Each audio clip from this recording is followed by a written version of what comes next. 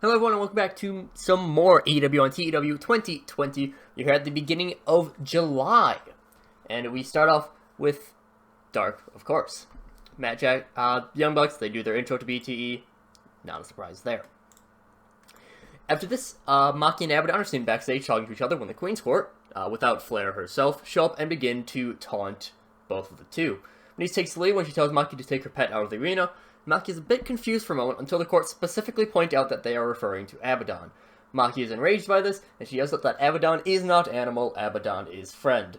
Maki then begins to headbutt the Queen's Court, and Abaddon also attacks a bit as well, but the court escape before too much damage can be done. So yes, we're actually doing a little bit of story building on BTE, but, you know, it's nothing really too major. I'm not going to have any big points be advanced on BTE. Except for, like, the start of the Mayu feud for this moment. After this, Scott Steiner is having his guys work out even more, still yelling at them for having very disappointing performances in not only recent times, but just in general. As he's yelling, Nat Murphy shows up, and he asks to use some of the machines. Steiner kind of just looks more annoyed than anything, but after a little bit of looking Murphy up and down, he invites him and begins to coach Murphy as well, much to Murphy's own confusion. Dallas Mantello apologizes to Murphy under his breath about Steiner's insistence, but that earns him an earful from Scott Steiner, and even more waits. So yeah, probably the biggest storyline that would come off of BTE is your Scott Steiner recruiting people. And you know, right now I have basically like 15 minutes marked out in segments. We can probably just imagine that these segments don't take that long, but we just have some other less important ones going on that I just don't want to bother writing, to be honest. So, yeah. Nat Murphy finally doing something after getting a pretty big initial push. To start off Dark itself, Anna Jay defeats Leva Bates. Donnie Lambert of the Future defeats Serpentico, that is. Then Dallas Mantello defeats Sean Dean, and they have pretty good chemistry. Britt Baker then defeats cheerleader Melissa. Frederick Hurst then defeats Arata Kawasaki from the DDT Excursion guys. And we are going to wait on this gimmick warning because after the match, Frederick Hurst asks for a mic. He says, "Today, you see the real beginning of the rise of Frederick Hurst. A new fiscal quarter has begun and the sponsors are just crawling in. And what better spokesperson than me? After all, I'm one of the top reasons that the sponsors are coming. I'm part of the future of AEW. So, I'm here to talk to you about AEW, Face of the Revolution by NetherRealm Studios. The game is releasing in just 3 months' time, and you can play as all of your favorites. Kenny Omega, Kota Ibushi, Kana, Frederick Hurst, Maki Ito, and before he can say anything more, he's cut off by Paul Heyman walking out and just being really confused about what Hurst is doing. And he tells Hurst to come to his office, and Hurst, he's very oblivious about this, and he walks off. So yes, a little bit of a gimmick change for Frederick Hurst. He used to be part of the Dark Order, didn't really do anything there. But he does have insanely good mic skills. He is at 89 Charisma and 89 mic. So giving him a little bit of a gimmick. He's not going to get too much of a solo run, but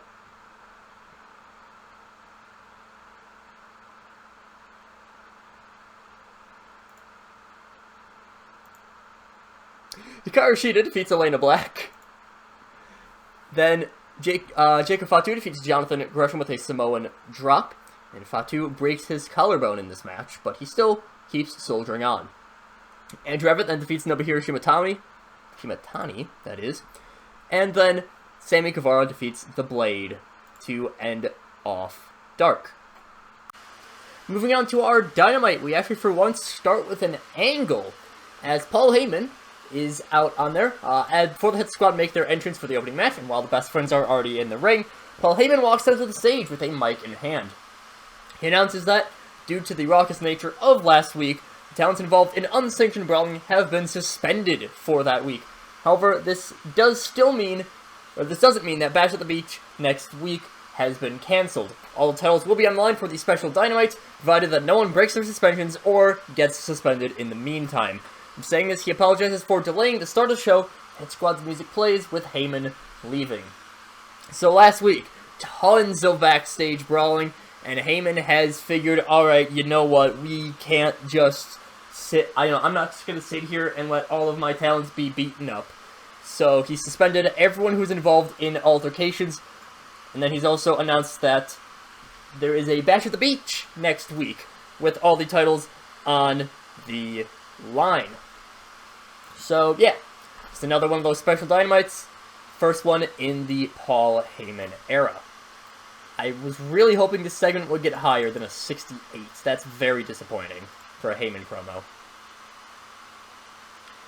Our show starts off with the Best Friends actually picking up the victory over the Hit Squad when Chuck Taylor pins Zachary Wentz with an awful waffle, which actually is a really cool looking move, not gonna lie. 66 rating on that.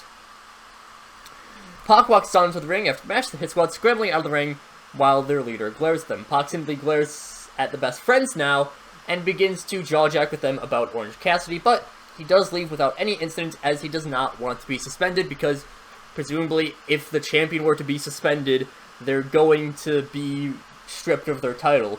That's what he's thinking, at least. But he does warn the Best Friends that if they come to the ring next week, they will pay for it. Of course, Pac having the match coming up. After this, Fergal Devitt is seen backstage, and the backstage here looks very, very empty. He says, so many people gone from the bustling backstage of Dynamite. Injuries from fights to fights themselves, so much happening in such a short time.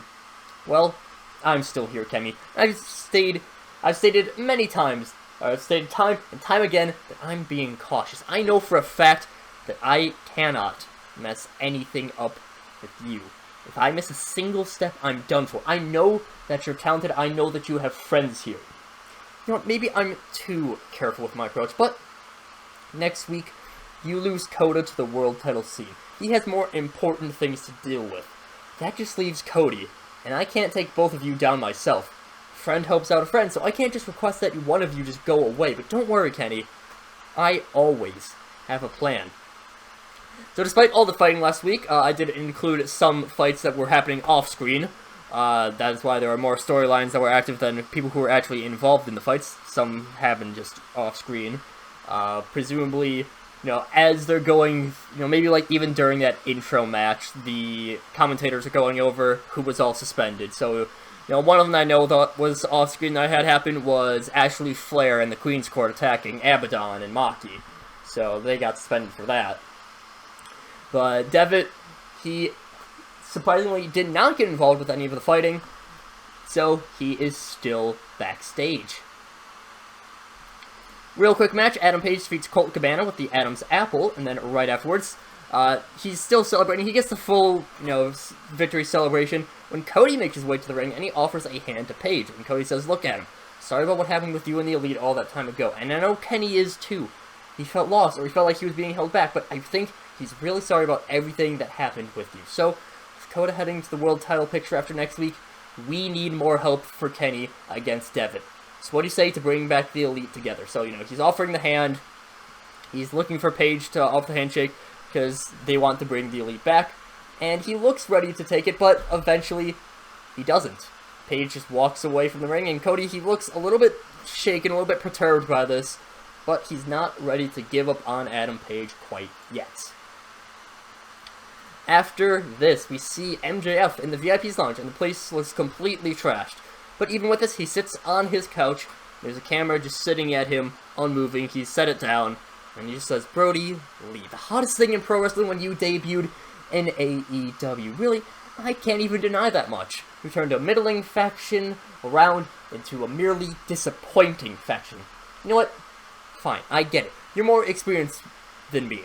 You know your way around a ring more than I do, because your career started when I hadn't even learned multiplication yet. You can say what you want about me. You're just jealous. I understand that, but look at the state of my lounge. You and your Dark Order goons ransacked the place while my peers were being suspended. Maybe at some point during this whole set of films, because we do have a few going on, we actually show footage of the Dark Order trashing up the place.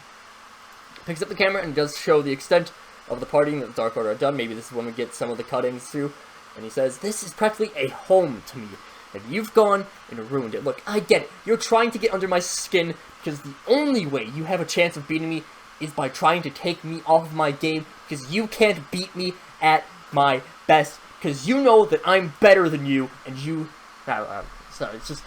Because I'm better than you, and you know it. You've admitted it, I'm better than you. But let's look at the facts now, because no matter what I accomplish, people are going to say that being better than someone else is subjective. You've lost to Cody multiple times, while I've beaten him multiple times. You don't even have a winning record in this year, while I have the best. I have 2 peers and an employee getting regular time on primetime television, while your band of morons you call your Dark Order barely manage to get their own segments on being the elite. Sets down the camera, and he's off screen for a few moments, grabbing something, and he returns after having grabbed the world title. See this right here? World Championship Gold. I am material for the World Championship. Tenille and Diana are material for the World Championship. And you are barely material for the TNT title. You're a mid-carder trying to get over because you think that your experience warrants it. That because you're this underutilized talent on the grand stage that you deserve world title shots. But guess what? You don't. You were never underutilized. You were just bad. A tag team guy that people convinced themselves had all the potential in the world because he was vocal about his hatred for the Giants. You've never had that, Brody. You have never been top echelon material unlike me because I'm better than you and you know it. I'm better than you in every single way and you will fall before me like the pathetic old man that you are. So yeah, MJF really going off on Brody Lee. You know, Dark Order, they trashed the place up after Brody did his segment in the lounge. And yeah, MJF's not happy about it. But world title match next week. After this, Miro defeats Luchasaurus with a Bullplex. And he breaks his ribs in the process. Thank you, Tully. Mox's music then hits before Eddie Kingston rushes out. And Eddie just says, hold on, John, hold up just a second. Look, I know you're angry at Miro, I get it, but I don't think we need to get into fighting. How's about this? How's about we finish things up next week? I'll talk with him, and I'll talk with Gunn Hell, I'll talk with anyone in order to get you not suspended for kicking Miro's ass, but I want in too. Me, you, and Miro next week, how about it? And by this point, Moxley has made his way to the ring. He maybe even, takes Eddie's mic, or just, walks up to Eddie and he says, I'll accept it if it means I can finally crush Miro for hurting Renee. Miro then walks up, and he promises never to interact with either of them again if he wins. And all 3 of them if Moxley wins, that is. And all 3 of them hesitantly agree to the match. I believe this is our best segment ever. I think this is the first time we have had something go over an 85 rating. So an 87 here for this promo. Amazing. After this, Kenny Omega's seen backstage, and he just says, Fergal, I have all the respect in the world for you. You know, my respect doesn't mean much nowadays, but for what it's worth, you have it. However, because of that, I can't just sit back and let you insult me week after week after week. So whenever you're ready for it, I'm ready for you. Me and you in singles actions. I don't need Cody, I don't need Hangman, I don't need Coda. I just want you in one-on-one action, Devin. I know that's what you want, so we'll do it. Just say the word and I'll go whenever. Reason I'm not being too specific about the time for this match, when this is taking place, is because I do have this potentially set up for next week. I don't know if I don't know if I will have the time for it next week. I'm gonna try it out. If I have time, it will be on Bash at the Beach. If I don't, it will not. And also, this is going to be a show outside of Daly's Place. I'm probably going to put it somewhere in California. If I had to guess, because, you know, Bash at the Beach makes sense. So, might get a little bit worse ratings just because we are not going to be in the Southeast. After this, Mayu Iwatani defeats Gail Kim with a 75 rating for Mayu. And Mayu celebrates after the match, but she is jumped by the Rose Garden, who go to town on the figurehead of Stardom. Mayu is then rescued by Utami Hayashishida, rushing out, evening the odds. Ford and Vipers eventually run off when arena security begin to charge in, attempting to apprehend the fleeing Rose Garden. A few of the security members talk to Mayu and Utami, though we don't know what they're saying. After this, we see Paul Heyman in his office, and he's looking exasperated, and he's already writing out the suspensions for the Rose Garden when Luther walks in. Luther begins to talk to Heyman about all the suspensions and that he should probably not just hand them out for every single altercation outside of the ring. Heyman is unconvinced, saying that, something along the lines of, I want to, create a new culture here within AEW, that we can't just go around fighting everyone. And he sends Luther out of his office with the suspension letters, telling him to mail them to Ford and Viperous. So, Luther, he's like, hey, maybe we should not suspend half of our roster every week. That would be a good idea.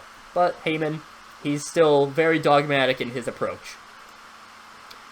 And in our main event, Kota Ibushi defeats Jungle Boy with a Last Ride-style Tiger Driver. And despite poor chemistry, still a good rating. The show, 75. I think a lot of that was entirely carried by the angles. I will just say that straight up. That 87 angle, best one of all time. So, next week, we've got a little bit impromptu in terms of the announcement compared to what it is, but we do have Bash at the Beach coming up next week.